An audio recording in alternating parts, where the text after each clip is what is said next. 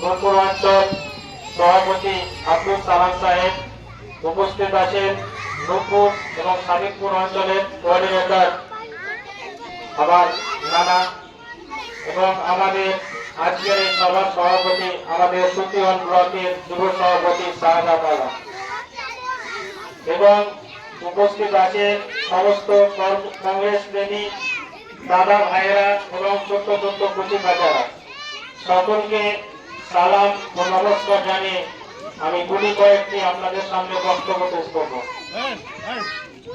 আজকে আমাদের এই প্রতিবাদ সভা ওয়াকফ সম্পত্তি নিয়ে, এসআইআর নিয়ে এবং ওবিসি নিয়ে মূল বিষয়। ওয়াকফ সম্পত্তি কি? ওয়াকফ সম্পত্তি হলো সেই সম্পত্তি আমার দাদা তার বাবা একটা সময় ছিল, সে সময় বলেছে হয়তো এই জমিটা আমি কবরস্থানের নামে দান করলাম, এই জমিটা আমি মসজিদের নামে দান করলাম, এই জমিতে যে চাষবাস হবে সেই চাষবাস থেকে যে ফসল পানি হবে সেই ফসল পানি থেকে যে টাকা উপার্জন হবে সেই টাকা দিয়ে কোন একটা মাদ্রাসায় সে টাকা দেওয়া হবে এবং সে অনাথ শিশুরা সেখানে লেখাপড়া শিখবে, খাদ্য খাবে। এই হচ্ছে আমাদের ওয়াকফ সম্পত্তি। ওয়াকফ সম্পত্তি মানে হচ্ছে আল্লাহর নামে কোন সম্পত্তিকে উৎসর্গ করে দেওয়া।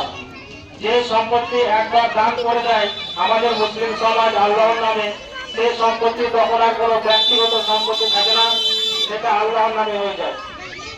এই রকম সম্পত্তি 1995 এবং 2013 সালে অ্যামেন্ডমেন্ট অ্যাক্ট পর্যন্ত ঠিক ছিল।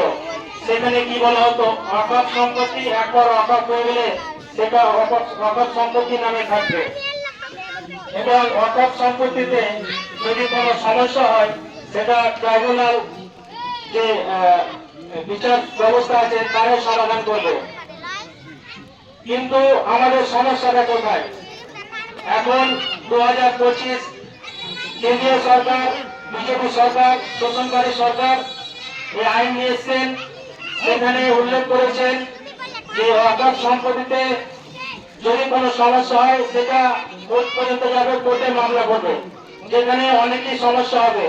এই ওয়াকফ সম্পত্তিতে আগে হস্তক্ষেপ ছিল যে ট্রাইব্যুনাল বিচারে, সে ওয়াকফ সম্পত্তিতে এখন যদি কোনো ডিএম বা ডিস্ট্রিক্ট ম্যাজিস্ট্রেট এসে বলে যে এটা ওয়াকফ সম্পত্তি, তাহলে সে আমাদের কাছে কাগজ চাইবে 5 বছর বা 100 বছর পুরনো কাগজ, যেটা আমরা কেউ দেখাতে পারবো না।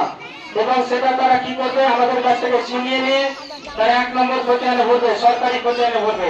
এই হচ্ছে তাদের চক্রান্ত। ওয়াকফ সম্পত্তি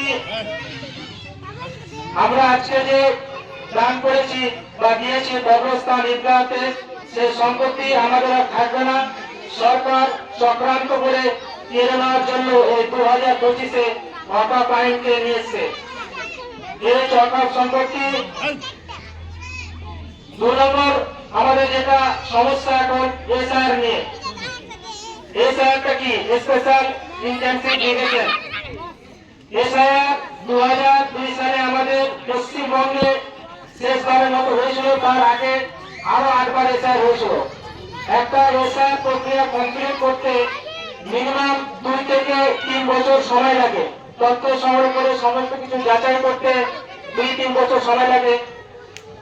বর্তমান কেন্দ্র সরকার চক্রান্ত করে এবং তার সঙ্গে ইলেকশন কমিশনার যোগদান করে বিশেষ করে মানুষকে হয়রানির জন্য, সমস্ত মানুষকে হয়রানিতে ফেলার জন্য এসআইআরকে এমন ভাবে নিয়ে এলো যে তারা 2 থেকে 3 মাসের মধ্যে কমপ্লিট করে দেবে, যার জন্য মানুষ অনেক হয়রানিতে পড়ছে।